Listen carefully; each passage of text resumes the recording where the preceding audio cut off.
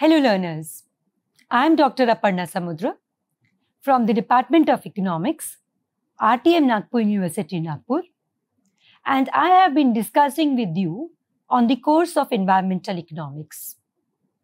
In this lecture, we will be talking about the second type of environmental valuation techniques, which comes under revealed preference method. So what are the learning objectives? Today, in this lecture, we'll understand the concept of travel cost method. We will then derive the demand curve using the travel cost method. And then we will know about the weaknesses of the travel cost method. Just let's have a background about the travel cost method, which comes under the revealed preference method of environmental valuation. Unlike what we did in the previous lecture, the contingent valuation method, it was a stated preference method where directly the valuation for the environmental goods or services was derived by asking the respondents various questions. The revealed preference method, on the other hand, is an indirect method of valuation. In this particular method, the demand for environmental goods can be revealed by examining the purchases of related goods in the private marketplace. That is, we are going to see how much people are spending in the private marketplace, and that will be used as a proxy to derive the demand curve or the value for the environmental good. Two major models are used in revealed preference method. One is the travel cost method, other is the hedonic price method. Today, this lecture, we will be discussing the travel cost method. Now, let us say this is a Ranthambore National Park, which I am showing you on the screens. What does the travel cost method shows? It says that the costs and time that people incur during a recreational trip to a natural resource site can be used to infer the value of that site. See, what are we saying? We are saying that in order to get the valuation of a natural resource site, for example, we have put a picture of Ranthambore National Park, which is a natural resource site. So, if we want to see that what is the valuation of such a recreational trip natural site, it can be derived from how much people are spending for going to this site, not only in terms of money, but also the time they are spending in this particular site. So, the travel cost method basically is imputing the value that people place on visiting a recreation site by doing what? By examining how much they spend to visit and the cost of their time. So that's very important. It's not only we are talking about the actual out-of-pocket cost, but we are also talking about the opportunity cost in this case. That is, what is the cost of their time that they are spending on when they are visiting this particular natural resource site for the purpose of recreation, plus how much is the actual cost, for example, cost in transportation, cost in accommodation, park entry. These are all the costs which are associated. This will get added with the time cost, the money which, the time which they have spent. So, we'll try to impute the value of their time also. When together this is done, the travel cost method then helps to value that particular natural resource site.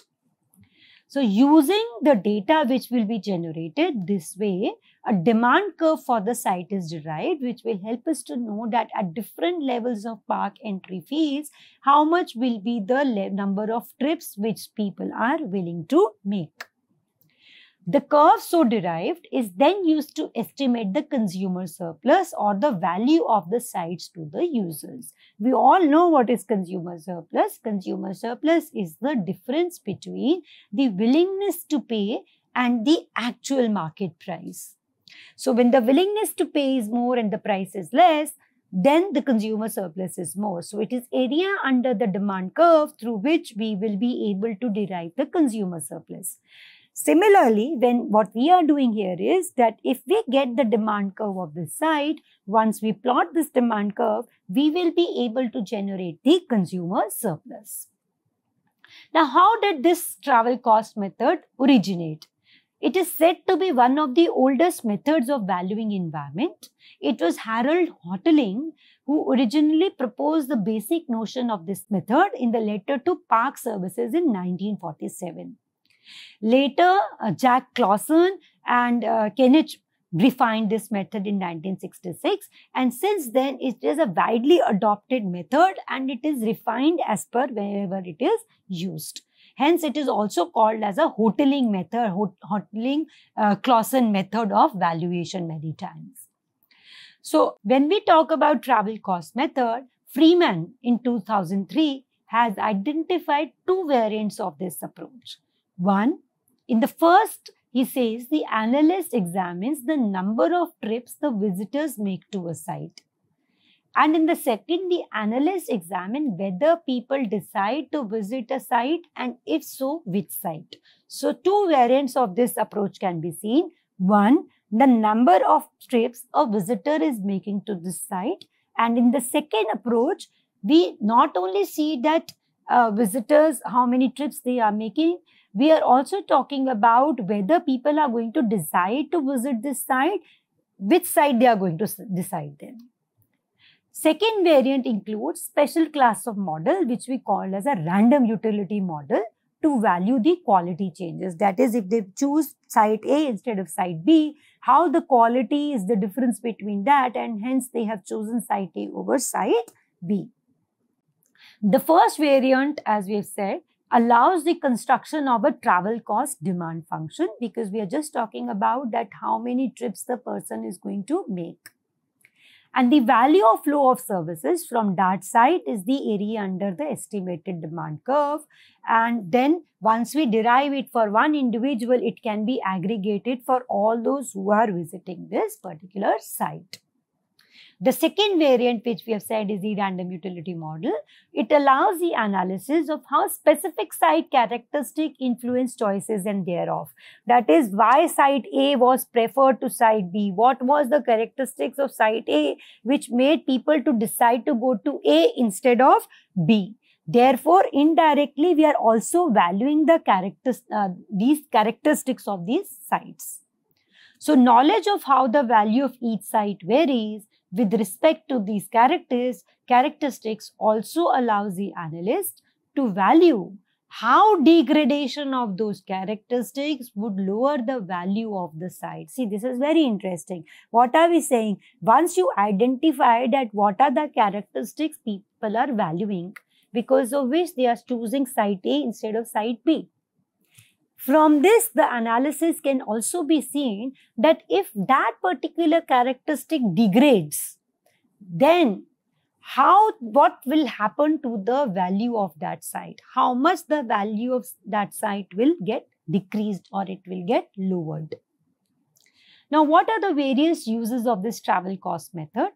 It leads to various economic benefits, like it talks about what is the current access to the recreation site. It also helps to decide in elimination of an existing recreation site. It may help in addition of a new recreation site, or it may also talk about changes in the environmental quality at a recreation site, because we are trying to understand that when people go for recreation to a natural site, what is the money they are willing to spend on that, or how much money are they going to spend and how do they make their choices. However, the major issue with this particular method is that it only measures the use value. The non-use values are not measured in the travel cost method. Now, let us have a look at the basic tenets of the travel cost method. The cost to travel and visit a natural resource can be used to obtain its value. That is, when people are visiting a natural resource, so what is the cost of traveling?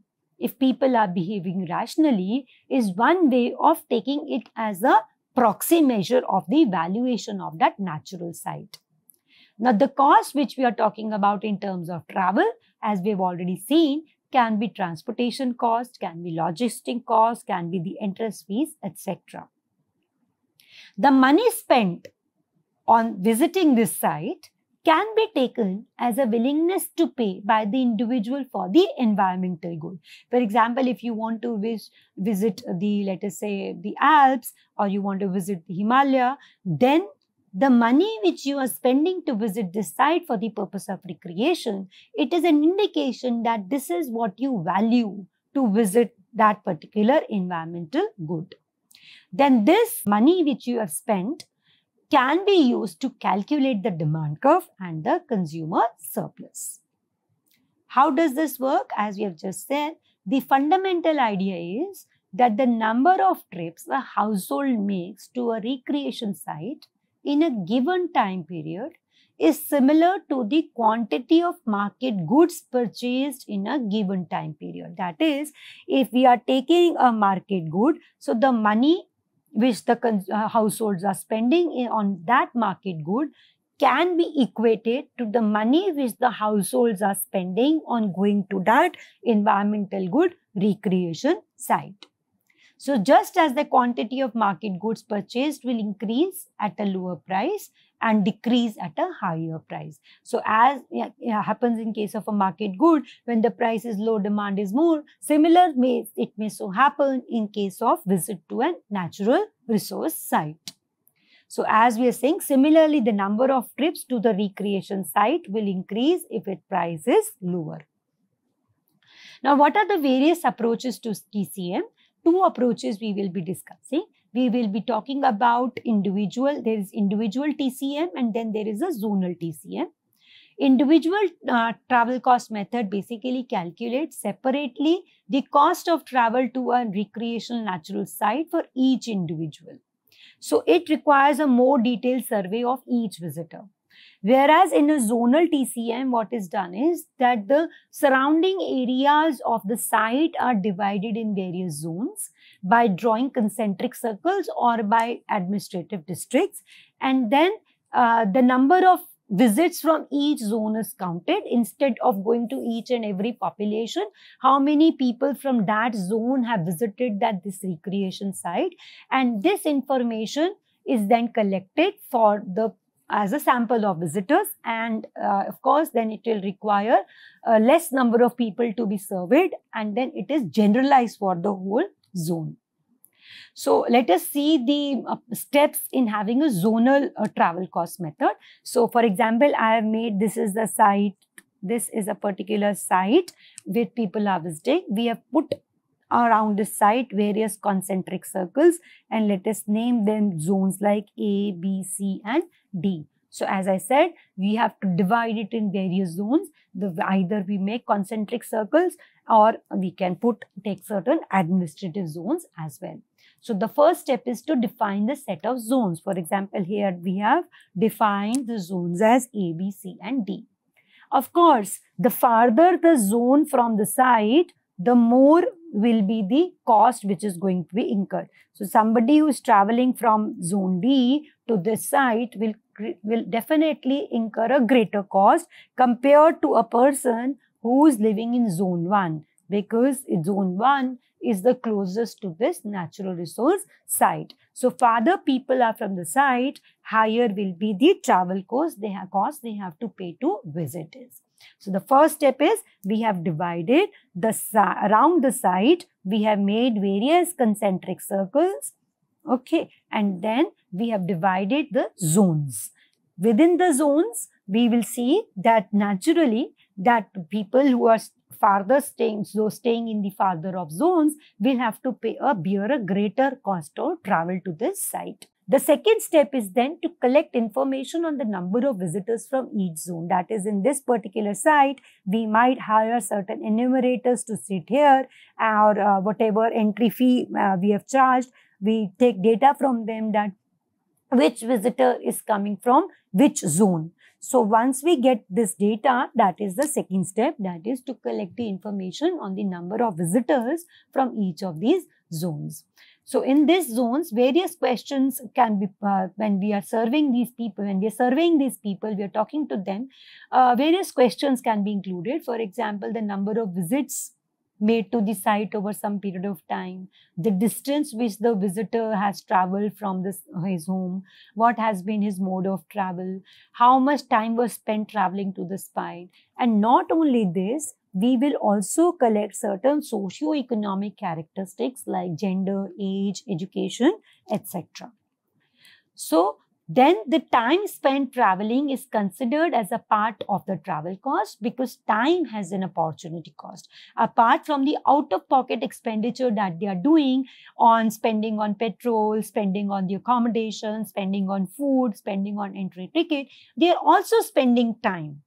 Now, we will also account for the time spent to reach this zone and how much time they are spending in this particular natural resource site, because time has an opportunity cost. How will you determine the cost of this time?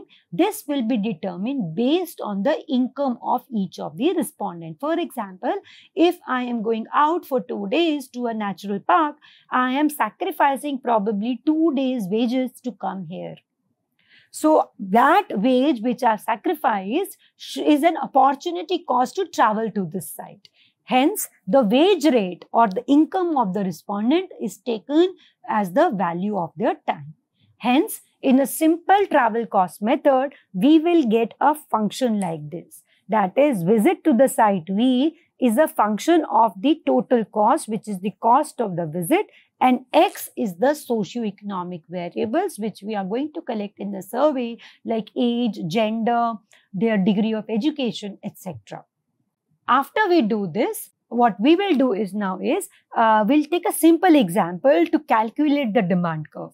Let us say Mr. A is living in the closest zone. What we have seen, that if this is a let us say a national park, it's a natural resource site that we have. So this is a natural park, and to visit this site, Mr. A lives in zone X and Mr. B lives in zone Y. Okay, so Mr. A is living closest to this zone. Okay, so Mr. A is living in this zone X, which is closest to national park. So, and he's spending 5,000 per trip for this national park. And when he's spending 5,000 per trip, what he's saying, I am visiting this park 6 times a year. Mr. B is living off a farther zone, and because he is living farther off, he has to spend more time to come there. Also, he has to spend more on fuel to come there. And he says that I am spending 15,000 rupees per trip and I am taking 3 trips a year. As is the case, because the cost to trip is less, Mr. A is coming 6 times and Mr. B is spending 15,000, hence he is coming lesser, is coming only for 3 times. So then the recreational site will have many such individual visitors. We have just taken a simplified example of 2 visitors living in 2 different zones, spending 2 different amounts of money and hence having a different number of trips. So the recreation site will have many such individual visitors, and then we will collate the data of all the visitors to get the demand curve. Now in this case, since I had just taken for reference purpose 2 visitors, so we have designed that one to spend 5,000, and for 5,000 he is making 6 visits, another paid 15,000, so he paid 3 visits. So when I join this point, I get a downward sloping demand curve. So what we know is that the value under the demand curve shows their willingness to pay. For example, here we are saying that for 6 visits, I'm making per visit, I'm spending 5,000. So probably this whole area is my consumer surplus. So this will help me. So what has this done? Basically, this method has helped us to derive what is the willingness to pay for each of the visit to this natural resource site, and whether we will be able to increase the entry fees. And if we increase the entry fees, then what will happen to the number of visits which the people are going to make. So this has very important policy setting implications. Let us say, for example, that this recreational area is being considered for elimination. Let us say there was a public park, and that public park is being considered for elimination because instead of that public park, we want to have a badminton court in which we are going to give memberships to the people to come and play. So the badminton court will have certain alternative locations that could be selected. The badminton court can be set up in this particular recreational site by removing it, or in other places it might be having. Suppose that the net value of having the badminton court at the location of the recreation site versus some alternative location is 25,000. Okay, so the net value of having the badminton court at this site instead of having some other alternative site is 25,000. If the area under the demand curve, that is the consumer, what we saw here, if it exceeds 25,000, the location is more valuable left as a recreational area than getting converted into a shooting range or into a badminton court or whatever. Why? Because people value this recreational area, this public park more than the badminton court or any shooting range or any other thing which you are planning to do. So then how could we get this 25,000? Because badminton courts are, the cost of setting level of this badminton court probably is 25,000, but the area under the curve which we derive by understanding the recreational facility, public park, how much people are willing to pay, this area was greater than 25,000. So we thought it is better to leave this area to be kept as what? To be kept as your public park instead of having a badminton court. Now, even though this method appears to be very interesting, there are certain limitations. The first most important limitation of travel cost method is that it does not take into consideration the non-use values. We have seen that non-use values are equally important, particularly in present day context when we think of having a sustainable development. Another problem associated with travel cost method is that it is difficult to measure the cost of visiting the site, particularly the opportunity cost of the visitor is going to vary, right? Opportunity cost is going to vary because everybody is going to have a different wage rate, everybody is going to have a different income level.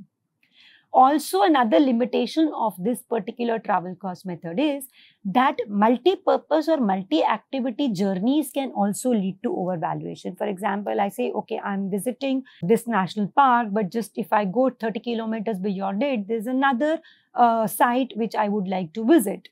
But what am I doing is, I'm just asking them that what has been your travel cost to come to this area. So, because I am on the way also visiting another site before coming to this national park, a multi-activity journey or a multi-purpose journey will lead to overvaluation because he will also include the cost of going to that particular site. Then availability of substitute sites can also affect its value. If people have many substitutes available to them, instead of coming to the site, the valuation which they give to this site may not be what actually the valuation should be. So, I am sure that you have enjoyed understanding the travel cost method. Let me just recap it for you. We have said that the travel cost is an economic technique of measuring use value. Remember, it is only the use value, particularly that of a recreational value of the environmental resource. All through this lecture, whenever we have talked about travel cost method, we have referred to the recreational value. We are not talking about any business trip being associated in this environmental resource. We are talking about that people are going for a recreation, then how much value are they attaching to that environmental asset. It considers direct costs like transportation and entrance fees, as well as it considers indirect costs like time spent on traveling.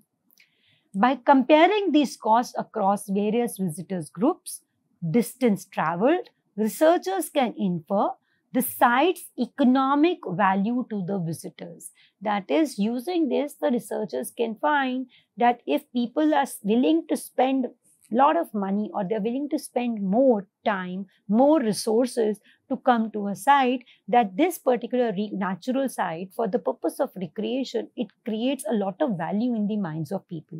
We've already seen an example of if a public park is going to be displaced by a shooting range or by a badminton court.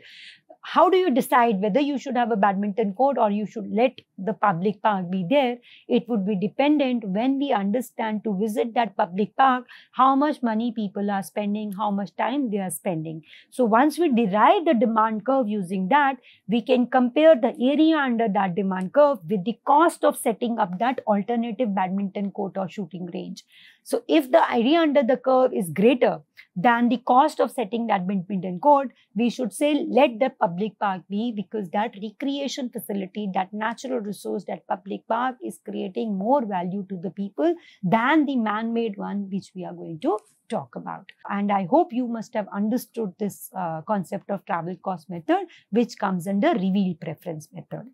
The next lecture, we will be talking about hedonic price method, which is also a revealed preference cost method.